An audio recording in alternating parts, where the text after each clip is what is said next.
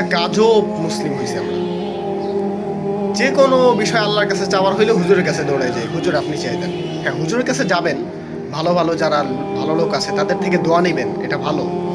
তবে হুজুরের মধ্যেই সব কিছু সীমাবদ্ধ করে দিবেন না। আপনার মা বাবা মারা গেছে, আপনার মা বাবা অসুস্থ, আপনার ছোট ভাই অসুস্থ, আপনি হুজুরের কাছে গেছেন দোয়া চাইতে, হুজুর কি আপনার সেই ফিলিংসটা নিয়ে দোয়া করতে পারবে আল্লাহর কাছে? আপনার মধ্যে যেই ফিলিংসটা কাজ করবে আপনার মা বাবার জন্য, আপনার ভাইয়ের জন্য, আপনার বোনের জন্য, হুজুরের মধ্যে কি সেই ফিলিংস কাজ করবে? ভাই আপনি কেন আল্লাহর সাথে সম্পর্ক করেন না? আল্লাহ বলছেন উদউনি আস্তাজিব লাকুম, আমাকে ডাকো আমি জবাব দেব সাথে সাথে। শুধু কি হুজুরকে বলছে যে আপনি ডাকেন আপনার জবাব দিব? আপনাকেও বলছে ভাই।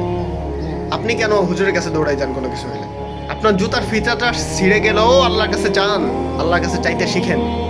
আপনি চাইলেও দিবে। আবু জাহেলকে যদি আল্লাহ তাআলা দিতে পারে, আপনাকে দিবেন না কেন? আপনি কেন এমন মনে করেন যে আমার সমস্ত কিছু হুজুর কাছে দিয়ে বলার লাগবে, হুজুরকে হাদিয়া দিব, হুজুর দোয়া করে দিবে, বাস সব কিছু হয়ে যাবে? কেন রে ভাই? আপনার দোয়া কোনোভাবে কোনোদিনও একটা যে কথা মনে রাখবেন, আল্লাহ তাআলা কারো দোয়াই ফেরত দেন না, কারো দোয়াই ফেরত দেন না।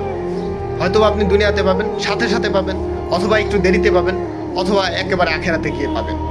পাবেনই, আপনার কোনো দোয়াই ফিরিয়ে দেওয়া হবে না। অতএব সব কিছুর জন্য আপনারা আরেকজনের নির্ভর হয়েন না।